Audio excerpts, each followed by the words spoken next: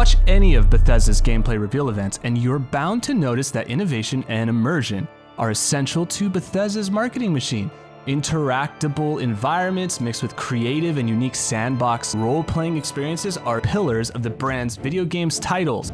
From Oblivion's revolutionary NPC system Radiant AI to Starfield's shipbuilding mechanic, the technology that supports Bethesda's creative process is a key component to unlocking the studio's creative minds. Grab a sweet roll, sit back, relax. You're watching the Yeti Den. If you like this video, I invite you to subscribe. If you'd like to watch more Bethesda content like this, please consider leaving a like, or if you have some thoughts to share, please comment below. I'd love to hear from you, because today we are nerding out about the evolution of the creation engine. And if you have no idea what the system is or how it creates immersive gameplay, then we got you covered. Games journalist and author of Polygon's Oral History of Morrowind, Alex Kane writes, quote, "In fall 1998, following the release of Redguard, development on Morrowind began in earnest. Retiring its own X engine, the engine it had used to build Daggerfall and its two spin-offs, the team started working with NetImmerse, which would later form the basis for Skyrim's creation engine." End quote. The notion that Bethesda recycles the same engine for every game is a bit more complicated than gamers might realize. Todd Howard breaks it down in this way. He says, quote, "I think a lot of people who are not making games don't understand what the word engine stands for. They think the engine is this one thing. We view it as a technology. There's a lot of different pieces, and for every game, parts of that change. For example, the renderer, the AI, the animations, the script language, and so on. Some people talk about Gamebryo, but we haven't used that in a decade, and a lot of our engine contains a lot of middleware like Havoc." In the interview, Todd continues to explain how each title introduces new components to the engine, meaning Fallout 76 might introduce a new renderer, new lighting, and a new system for landscape generation, while Starfield and Elder Scrolls 6 might include even further advancements on top of 76's improvements. Todd emphasizes a belief in the workflow and process. Quote, "We like our editor. It allows us to create worlds really fast, and the modders know it really well. There are some elementary ways we create our games, and that will continue because that lets us to be efficient, and we think it works best." With the power of the editor, the efficiency of the workflow, and the ability to include modders in Bethesda's legacy of modular design, the team has continually stood their ground in defense of their engine. That doesn't mean that it doesn't come with its quirks, bugs, or optimization issues. So let's go through the history of Gamebryo, what it is and what it isn't, and how Gamebryo eventually became Bethesda's own The Creation Engine. This story starts with a game called Morrowind and a software technology called NetImmerse. Ever since I booted up 2002's The Elder Scrolls 3 Morrowind on PC and later Xbox, I've spent countless hours in the world of Elder Scrolls. There is no thrill quite like the opening hours of Morrowind. My friends and I love to share our tales of Tamriel. Millions of gamers entered the gateway of Vvardenfell through Seyda Neen to experience the thrill of spying on an NPC called Fargoth, witnessing the Imperial's power and discovering the hilarious falling wizard. Bethesda Game Studios' award-winning approach to the game development earned their studio prestige, saved their company, and paved the way for open-world video games for decades to come.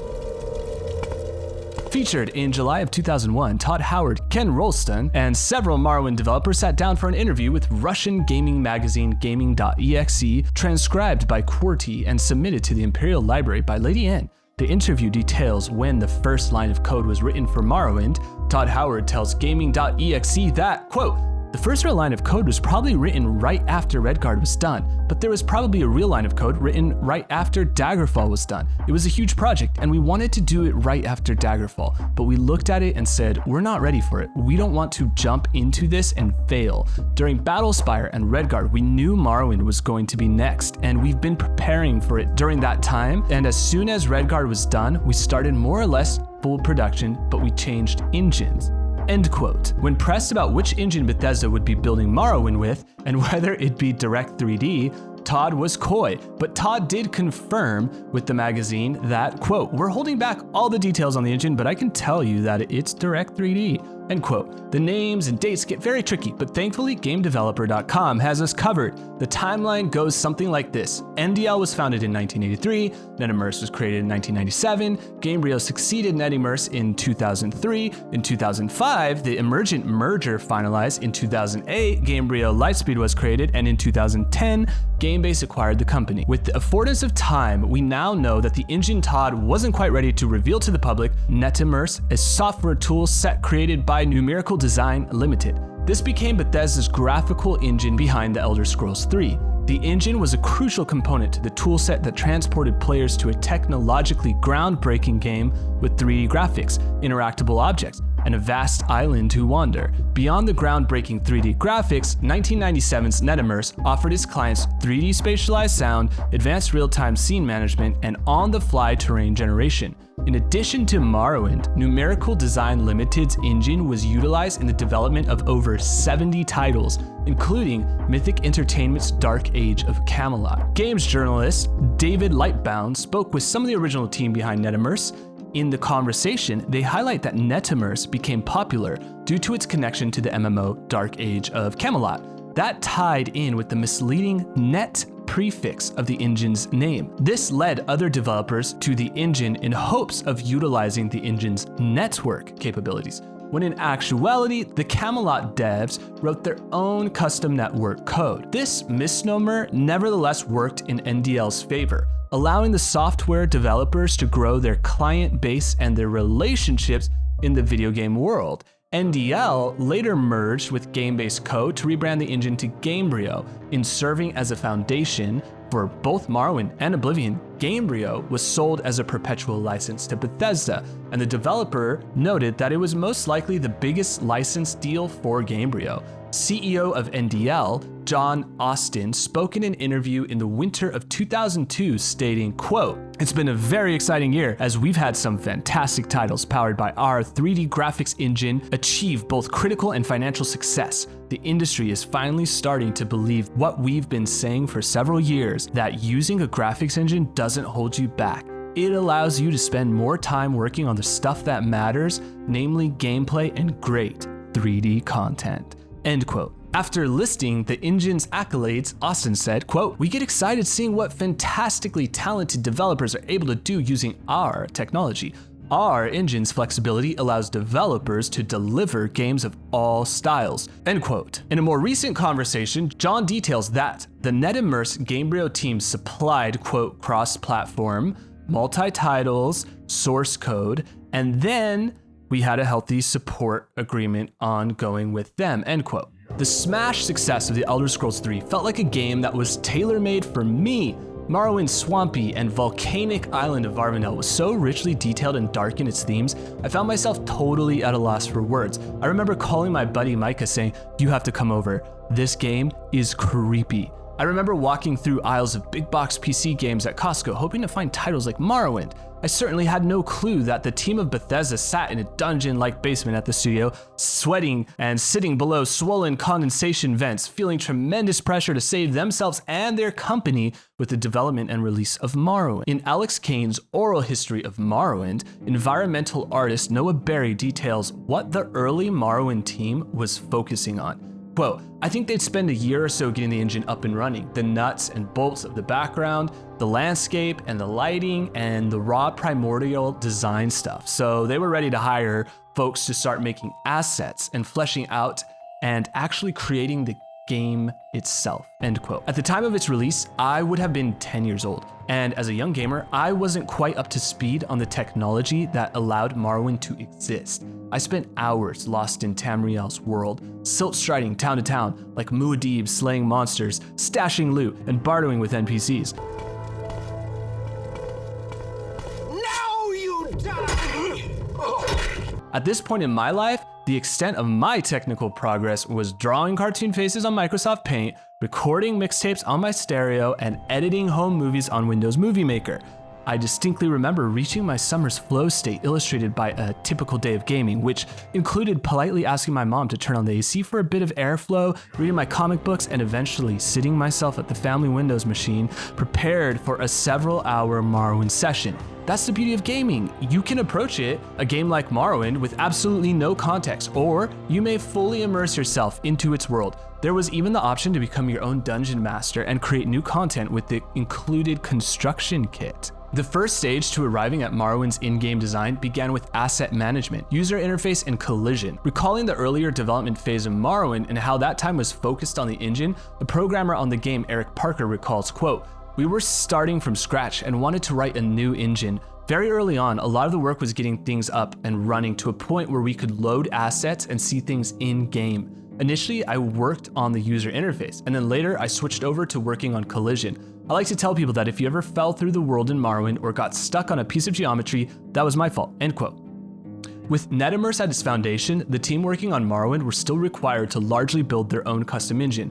Creating the revolutionary RPG required the creative and the management styles of the team to merge and coalesce into one game design editor. A self-described, quote, artist-designer type person, Mark Bullock describes his role being largely responsible for the design and construction of the Telvanni architectural style. Detailing the advantages that Bethesda's modular approach afforded its developers, Bullock tells Polygon's Alex Kane, quote, "The Morrowind engine took the load off the developer, and so you could concentrate on making your content, not managing your content. And that's always been one of my mantras. And I think I picked that up from Todd. Spending your time creating things, you are able to disassociate yourself a little bit from the technical aspects of it and just say, I'm building Sadrath Mora and making sure that looks great and is fun," end quote. Another developer, Joel Burgess, has stated that Bethesda embraced a modular approach to world building, which would become the foundation upon which much of our current thinking and technology are built, end quote. Lead artist Matt Carafano explains what built Morrowind's legacy. Quote, "All the objects were real objects you could pick up, and they were maybe just worth some gold. You could sell them, but everything had value. And I think that made the game feel more realistic. You could break into everybody's house and look around and steal all their items, and they were all real 3D objects in the world.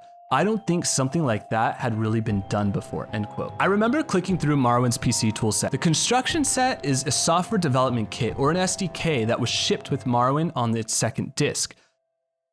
Construction kit can be used to change everything in the game that is not hard-coded. After several lackluster releases for the Elder Scrolls series, Todd Howard felt tremendous pressure to create a game that could save the company. It was all hands on deck. And as the executive producer, Todd Howard saw the process of developing Morrowind as a rebirth for Bethesda under their new corporate leadership of ZeniMax.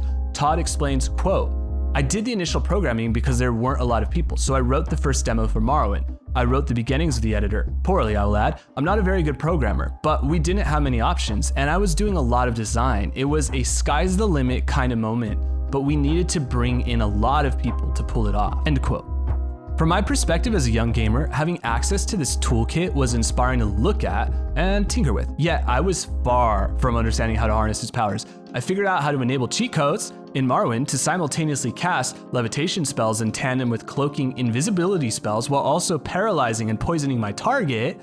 The NPCs frozen in horrific dread and panic would stare lifelessly while I slowly hovered above them like a demented wizard. I will speak from experience, it takes more than powerful spells to beat Morrowind. Lead designer for both Elder Scrolls titles, Morrowind and Oblivion, as well as the visionary behind Kingdoms of Amular Reckoning, Ken Rolston, an ex-high school teacher and pen and paper RPG designer, explains his experience with programming and video game design in the early 2000s. Quote, "I had entry-level scripting abilities, but that's nothing like being able to build a world and populate it and have behaviors in it. But very early in the process, the Morrowind tools made it possible for me to make content. So in a sense, it's an unexpected affordance for content creation where you would think it'd be more of a resistance, but it was exciting because I could make things, and I thought it'd be way harder to do that," end quote. Associate producer Ashley Chang recounts the Morrowind gaming community's hilarious solution to horse combat, which was missing from the game. The community solution arrived in the form of a mod that utilized a pair of in-game pants.